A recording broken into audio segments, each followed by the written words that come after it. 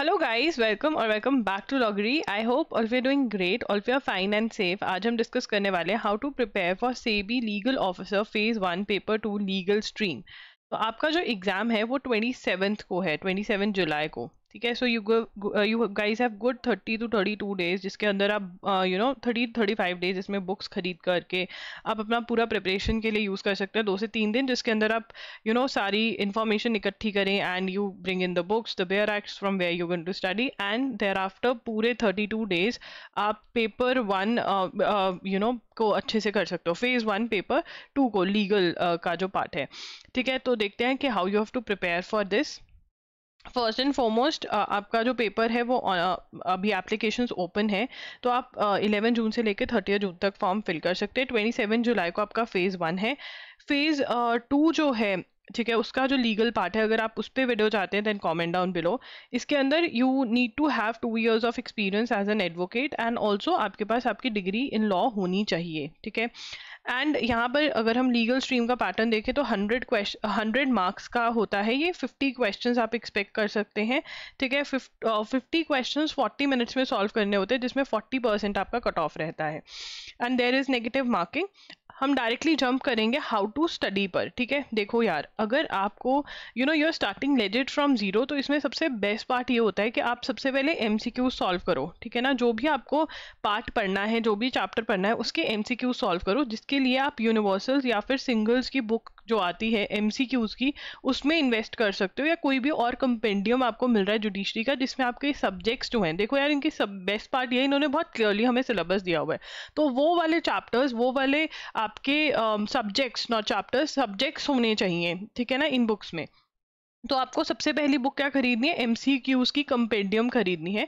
और ये MCQs you have to go through the MCQs and then you read, go to the bare act. आप bare act पे जाओ और reading करो, तो उससे ना आपको एक पर्पस मिल जाता है कि अच्छा ऐसे ऐसे क्वेश्चंस आएंगे, ये याद करना है, ये नहीं करना है, राइट। बट हाँ, अगर आप पहले से ही कॉम्पिटिटिव एग्जाम्स की प्रिपरेशन करें then you have to just revise your bare act. अब कई बच्चे होते हैं जिन्होंने कॉलेज में बेयर एक्ट नहीं पढ़ा होता है एंड ये एग्जाम देना चाहते हैं, तो वो क्या करें?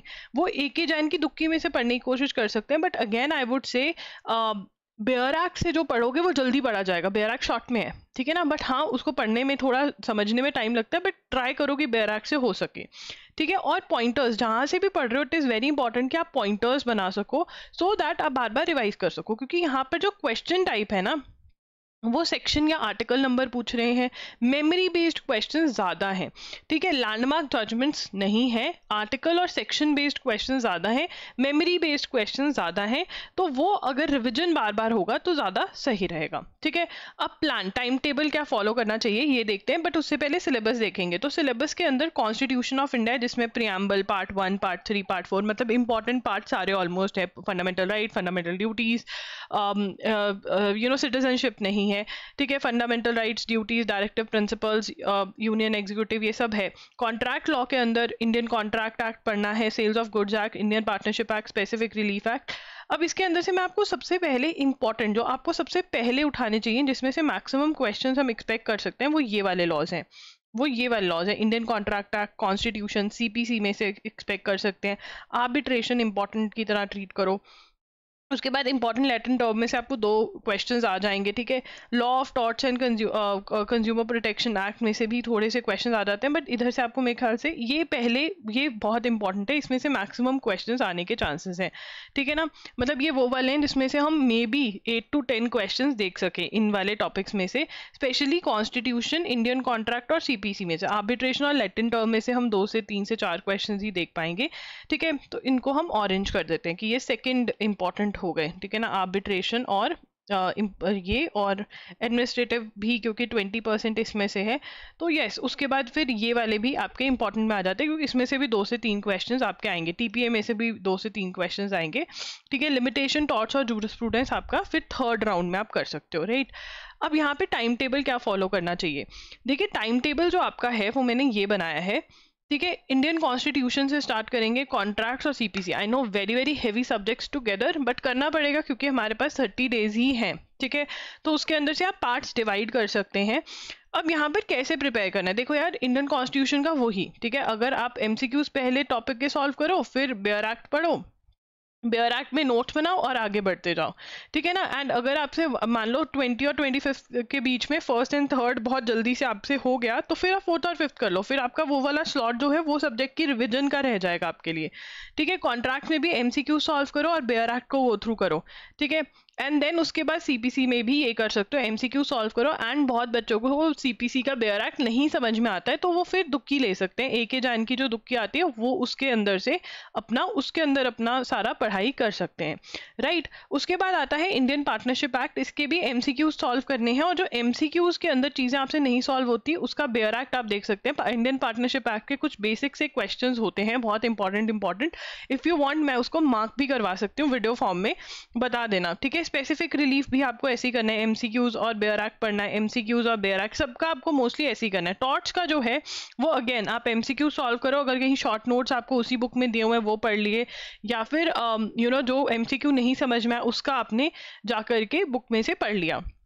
लीगल टर्म्स जो हैं loggery.com पे मैंने लीगल टर्म्स शेयर करी हुई हैं, loggery.com पे वो लीगल टर्म्स जो हैं वो आप डाउनलोड कर सकते हैं और उनको आपको याद करना है, ठीक है। और फिर 21 22 जुलाई, देखो यहाँ पर मैंने बहुत एक्सट्रीम टाइम दिया आपको, ठीक है ना। कॉन्ट्रैक्ट आप 10 डेज में कर सकते हो, नो डाउट सीपीसी को ज़्यादा टाइम लग सकता है, तो जहाँ पर भी आपका टाइम बचता हो, आप जल्दी आपका सिलेबस हो रहा है उसको आप करिए। यहाँ पर मैंने ये एक्स्ट्रा 15 डेज एक्स्ट्रा इसलिए दिए कि भाई ये वाले जो हैं ट्राई करो कि ये जो 3 यहाँ पर 15 डेज यहाँ पर दे रहे हो आप यहाँ पर ही दे करके खत्म कर दो, सो दैट रिविजन के लिए टाइम बच जाए, because revision is very important, जिसके अंदर से आप दोबारा से एमसीक्यू सॉल्व करोगे और दोबारा से प्रोविजंस की जो पॉइंटर्स बनाए हैं उनको पढ़ोगे, राइट। अब जैसे यहाँ पर मैं एग्जांपल देती हूँ, जैसे इंडियन कॉन्स्टिट्यूशन है, ठीक है, पार्ट 1 है यूनियन एंड इट्स टेरिटरीज, ठीक है जी।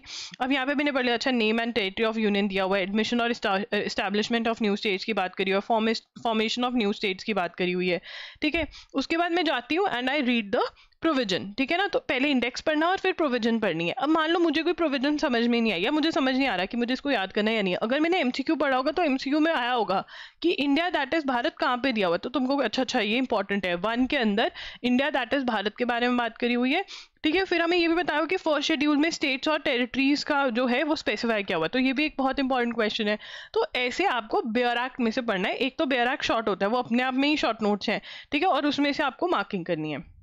तो ये आपका शेड्यूल है, ये शेड्यूल मैं आपके लिए पोस्ट कर दूंगी टेलीग्राम चैनल पर, टेलीग्राम पे मैं लॉगरी के नाम से हूँ, वहाँ पर आप ज्वाइन कर लेना, ठीक है ना। अब उसके बाद आगे चलते हैं, कॉन्ट्रैक्ट में क्या इंपॉर्टेंट है यार, डेफिनेशंस बहुत इंपॉर्टेंट है। कॉन्ट्रैक्ट की डेफिनेशन कहाँ पर दी हुई है, सेक्शन नंबर क्या है डेफिनेशन, ठीक है। अनड्यू इन्फ्लुएंस, कंसेंट, ये सब।